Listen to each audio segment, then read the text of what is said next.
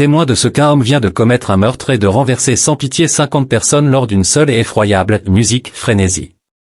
La course était lancée pour attraper le tueur de masse qui avait commis cet acte horrible, mais il a réussi à s'enfuir à pied dans un quartier. Ce qu'il ignorait, c'est que chacun de ses mouvements était enregistré et ce qui allait suivre est la plus grande chasse à l'homme que cette ville ait jamais vue. Mains en l'air. Montrez vos mains, je les vois. Darl Brooks était du mauvais côté de la loi depuis qu'il avait 17 ans. C'était clairement un individu troublé et perturbé, accumulant des accusations d'abus domestiques, de mise en danger imprudente et il était même inscrit comme délinquant sexuel. Mais tout cela semblait culminer en 2021 lors du grand retour de la parade de Noël de Waukesha après la pandémie. Darryl Brooks a décidé de détruire la vie d'innombrables personnes en s'en prenant à la parade de Noël dans un moment de rage aveugle. Dès 16 heures, des voisins ont signalé une violente dispute provenant de la maison de Darryl. Lui et sa petite amie n'étaient pas en bons termes et explosaient parfois en violentes disputes, comme celle-ci, qui se terminait souvent par des violences physiques envers sa petite amie. Et l'un des actes les plus violents et insensés que le Wisconsin ait jamais vu a suivi. 30 minutes après la dispute, Darryl a quitté sa maison et a accéléré sur les routes familières en direction du centre de Waukesha et à 16h39, il a atteint la rue principale avant de foncer à travers les barricades de la parade de Noël à 65 km/h. 5 secondes après, il a fauché ses 4 premières victimes, plusieurs membres du groupe de performance Dancing Granny. Il a continué, appuyant sur l'accélérateur, zigzagant pour frapper le plus de personnes possible, y compris un enfant de 8 ans quelques secondes plus tard. C'est à ce moment que la police et les spectateurs ont commencé à réagir, essayant de dégager les routes, d'avertir les autres de l'attaque et de tenter d'arrêter Darryl. Heureusement, cela a fonctionné dans une certaine mesure et une seule autre personne a été tuée 10 secondes plus tard. Après un total de 30 secondes de frénésie meurtrière, Darryl a quitté le parcours de la parade, laissant 62 personnes blessées derrière lui. Une fois sorti de l'autre côté de la parade, Darryl a parcouru environ un demi-mile avant d'abandonner son SUV près d'une maison sur Elizabeth Street, environ 6 minutes plus tard. De là, il s'est enfui à pied. Il a même tenté de frapper à la porte de quelqu'un, affirmant qu'il était sans abri et demandant qu'on lui commande un Uber. On lui a donné une veste et un sandwich avant qu'il ne s'enfuit en remarquant que la police fouillait la zone. Peu de temps après, il a été capturé par une caméra de surveillance qui a aidé les policiers à approximativement tracer son parcours et à le retrouver. C'est difficile à voir, mais si vous regardez de près en haut de cette route, vous pouvez apercevoir Darryl essayant de naviguer discrètement dans Waukesha pour échapper à la police. Mais étant donné l'ampleur de cet événement, les policiers consacraient toutes leurs ressources à le trouver. Les policiers ont établi un périmètre autour de l'endroit où son SUV avait été abandonné. Personne n'était autorisé à entrer ou sortir, ce qui signifie que 6 points Darryl étaient cachés dans les bois, mais un habitant l'a finalement repéré, ce qui a permis aux policiers de concentrer considérablement leurs efforts de recherche. Après 6 heures de chasse à l'homme, les policiers l'ont localisé dans une maison d'un quartier résidentiel et ont procédé à son arrestation. Voici les images de la caméra corporelle de cette arrestation intense. Quoi de neuf? Main en l'air. Allonge-toi par terre, fais-le maintenant. Tu as quelque chose avec ton nom dessus? Non, juste le téléphone de quelqu'un d'autre. D'accord, si tout se passe bien, la vie sera belle et tu pourras partir, d'accord? Avec Darryl en garde à vue, les policiers ont pu commencer à l'interroger, mais ils ont rapidement dû arrêter, car le FBI voulait prendre en charge l'affaire. J'ai demandé à un ancien détective d'analyser cet interrogatoire, et il a pu donner un aperçu approfondi de chaque moment influe avant l'enquête. Les détectives impliqués savaient déjà presque tout, ils savaient qu'il conduisait, qu'il ne possédait pas la voiture et qu'ils avaient trouvé la clé de la voiture dans sa poche. Ce qui rend cet interrogatoire si intéressant, c'est que Darryl ne sait même pas pourquoi il est amené ici. La police ne lui a jamais dit qu'il était suspecté des meurtres de la parade. Du point de vue des policiers, cet interrogatoire de près de 5 heures n'était pas vraiment pour déterminer s'il l'avait fait, mais plutôt pour voir comment Brooks réagirait. Il voulait voir combien il mentirait et s'il ressentirait des remords pour ce qu'il avait fait. Ah, de ce côté-là, tourne-toi de ce côté-là. Ah, les épaules, voilà. D'accord, c'est bon pour toi, tu peux baisser les mains maintenant, mec. Merci, j'apprécie. Waouh, depuis combien de temps es-tu sans travail? Voyons, quand est-ce que j'ai été arrêté? Il y a quelques mois. Ça a un rapport avec la pandémie, qui a frappé fort? Oui, c'est la raison. Ils m'ont licencié. Mais j'ai des choses prévues. Comme quoi, par exemple? Je vais probablement retourner travailler dans une usine de tôle. Donc, je vais probablement y retourner. Et tu restes chez est-ce que c'est ta mère dont tu parlais, c'est à son adresse que tu restes maintenant? Elle possède la maison. Elle possède la maison, mais elle n'y habite plus. Elle possède la maison, mais elle n'y habite plus. D'accord, elle a sa propre maison. Oui, je pense que nous avons mis ta mère comme contact d'urgence. Les détectives ont déjà trouvé le premier indice que Brox est prêt à mentir. Si vous n'avez pas remarqué, la douleur extrême à l'épaule dont Brox se plaignait plus tôt a miraculeusement disparu en quelques minutes, il a pu bouger son bras sans effort comme si la douleur n'avait jamais existé, quelque chose qui sera plus tard utilisé comme preuve au tribunal. Et sa tendance à mentir deviendra encore plus évidente au fur et à mesure que les détectives continueront de détourner son attention. Quand tu as quitté chez Stéphane, il faisait encore jour? Oui, il faisait encore jour. Il y avait encore beaucoup de gens dehors? Il y avait encore des gens dehors, il y avait encore des gens dehors. Pas beaucoup dans cette zone, mais il y avait beaucoup de gens dehors. C'était comme un événement ou quelque chose. Je ne sais pas, mais il semblait qu'il y avait quelque chose qui se passait, comme s'il y avait de l'animation. Combien de temps s'est-il écoulé entre le moment où tu as quitté chez Stéphane et celui où les flics t'ont crié dessus à la porte de cette maison? Il faisait sombre quand ils ont crié. D'accord, mais on était restés dehors un moment, moi et le gars. Combien de temps, estimez-vous? 20 à 30 minutes peut-être, on était assis là, comme ça, juste assis sur le porche pendant que je commandais un Uber. J'ai appelé l'Uber, je lui ai dit, regarde mec, je ne veux pas te voler ou quoi que ce soit, car quand j'ai frappé à la porte, il était un peu méfiant. J'ai dit, regarde, je n'ai pas d'armes, je ne cherche pas à cambrioler ta maison, je ne cherche pas à te voler. Daryl a clairement beaucoup réfléchi à cet alibi puisqu'il parvient à livrer de nombreux détails très précis. Cependant, les policiers ont déjà des montagnes de preuves contre lui et ne croient pas un mot de ce qu'il dit. Au fur et à mesure que l'interrogatoire se poursuit, Daryl continue de mentir jusqu'à ce que les policiers en aient assez. Permets-moi de te demander ceci, D, tu n'étais pas à Waukesha samedi, juste dimanche. Oui, monsieur. Tu fais partie de l'enquête, il y a beaucoup de parties, n'est-ce pas, dans une enquête? Oui, il y a une enquête. Eh bien, cette affaire d'abus domestique dont je te parle, tu as parlé d'être un homme religieux. Je pourrais faire mieux, je pourrais certainement faire mieux. Nous pourrions tous faire mieux, ce pourquoi hier était une erreur. J'aurais dû juste regarder le match et rentrer chez moi. C'est ça, que nous apprennent-ils dans le christianisme à travers tout ça? Ils nous apprennent que nous sommes brisés, n'est-ce pas? Nous sommes des pécheurs. Tu es père, tu as 3 enfants de 18 ans, c'est ça? Daryl avait 18 ans, n'est-ce pas? Oui, monsieur. Très bien, tu as une mère qui t'a bien élevé et un Dieu en qui tu crois, absolument.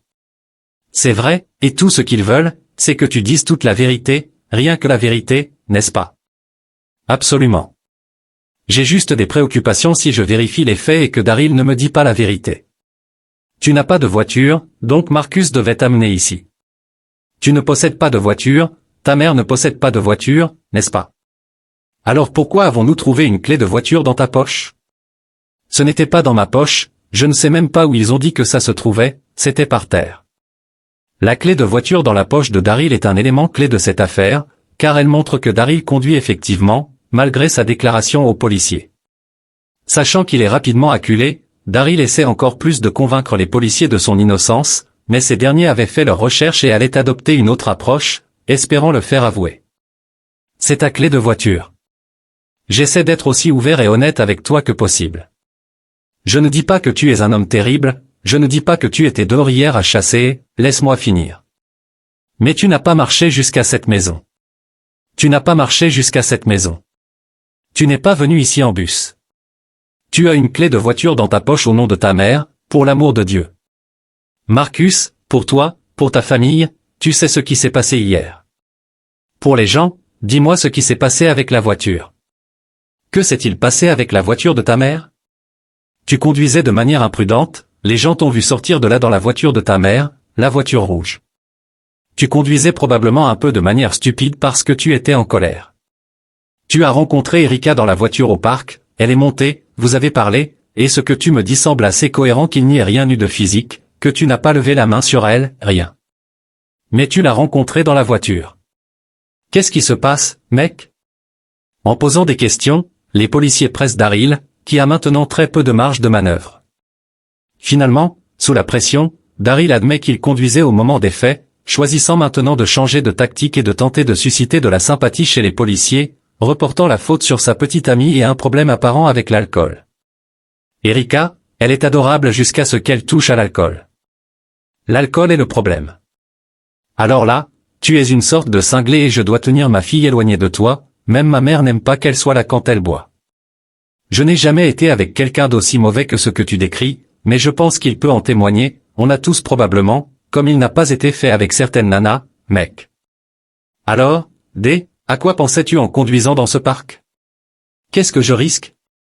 Je n'ai pas de problème à parler avec vous les gars. Des gens ont été blessés, ils ont dû aller à l'hôpital. Alors ils disent que j'ai blessé quelqu'un? Ou tu dis que j'ai blessé quelqu'un? Donc, je suis accusé de quoi? Mise en danger imprudente, au minimum, oui. Les gens ont été blessés, c'est de la mise en danger imprudente. Je ne sais pas exactement comment ils vont le qualifier, mais les gens ont eu des jambes cassées. La mise en danger imprudente, c'est là où tu aurais pu blesser quelqu'un par tes actions. Tu as blessé quelqu'un par tes actions. Tu voulais des informations de notre part, on partage des informations. Pourquoi veux-tu que je voie cette voiture? Pourquoi? Parce que je pense que c'est important. Pourquoi c'est important? Est-ce que c'est pour? Pourquoi ne veux-tu pas regarder? Tout le monde sait ce qui se passait, il y avait des enfants là-bas, tu vois ces enfants? Tu vas les regarder blessés? Les as-tu blessés? Le moment le plus choquant de cet interrogatoire est lorsque Daryl découvre ce qui est réellement arrivé aux victimes. Daryl n'a pas une seule fois demandé des nouvelles des victimes ou si quelqu'un avait perdu la vie, très probablement parce qu'il n'avait aucun remords à exprimer et ne se préoccupait que de lui-même. À ce stade, les policiers ont réussi à atteindre les principaux objectifs de l'interrogatoire, faire avouer à Daryl qu'il conduisait la voiture et voir s'il avait des remords. L'interrogatoire était exceptionnellement long pour corroborer les preuves solides qu'ils avaient déjà et pour obtenir des enregistrements qui convaincraient un jury que Daryl n'avait aucun remords. C'est pourquoi ils ont laissé Daryl mentir et se dépeindre autant que possible comme un homme égoïste et malfaisant. Et lors du procès, Daryl continuerait à se dépeindre sous ce jour exact, puisqu'il a décidé de se représenter lui-même. Cela a abouti à l'un des procès les plus ridicules et les plus infâmes sur Internet, avec Daryl criant, hurlant et menaçant même tout au long du procès, commettant erreur juridique après erreur juridique, ruinant ses chances d'obtenir une peine légère. Pour commencer, le détective Jay Carpenter prend la barre et a beaucoup d'informations à partager sur leur petite discussion dans la salle d'interrogatoire. Vous interrogez le prévenu, Daryl Brooks, le 21 novembre 2021, vers 23 heures.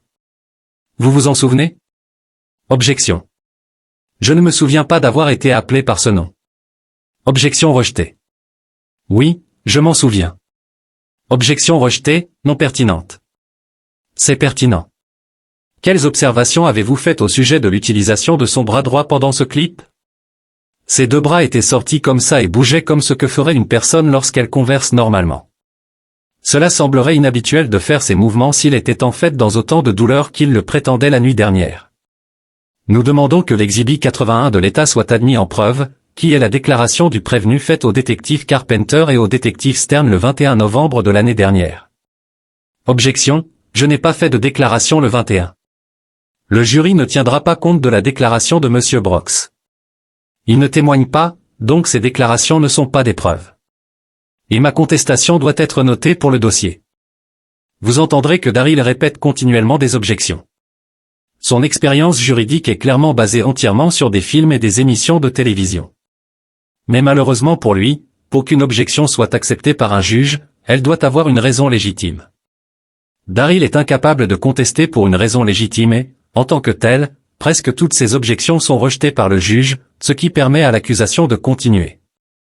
Je crois que ces photographies sont conçues pour suggérer au jury qu'Erika Patterson est une mauvaise mère. Je pense que c'est ce que le prévenu essaie de faire. Si nous descendons ce chemin, nous serions obligés de contrer cette affirmation en soulignant que non seulement le prévenu ne vit pas avec l'enfant en question, mais qu'il ne vit avec aucun des autres enfants qu'il a. Il a mis Erika Patterson enceinte alors qu'elle était mineure au Nevada, et pour cela, il a été reconnu coupable de séduction sexuelle par statut, ayant plaidé coupable en mars 2007 de ce qu'on voit dans un film d'horreur. Vous aviez l'intention de tuer autant de gens que possible. Vous avez utilisé la violence pour résoudre vos différends et pour assouvir votre colère. Vous avez un casier judiciaire qui remonte à 22 ans et qui comprend des infractions violentes. Vous êtes un prédateur. Vous êtes une personne dangereuse. Vous êtes un danger pour notre société.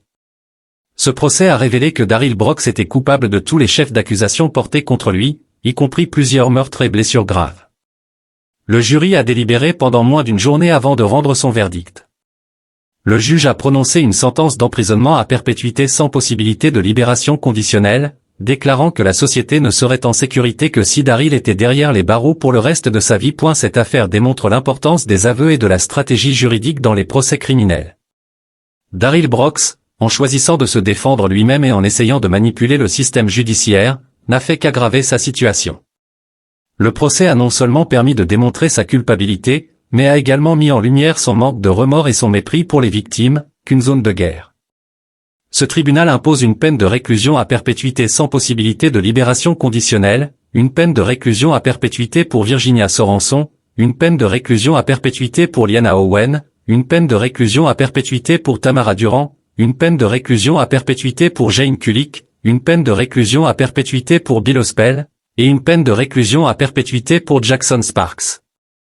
Darryl Brooks a été condamné à 6 peines de réclusion à perpétuité consécutives sans possibilité de libération conditionnelle, ce qui signifie que Darryl Brooks passera le reste de sa vie derrière les barreaux.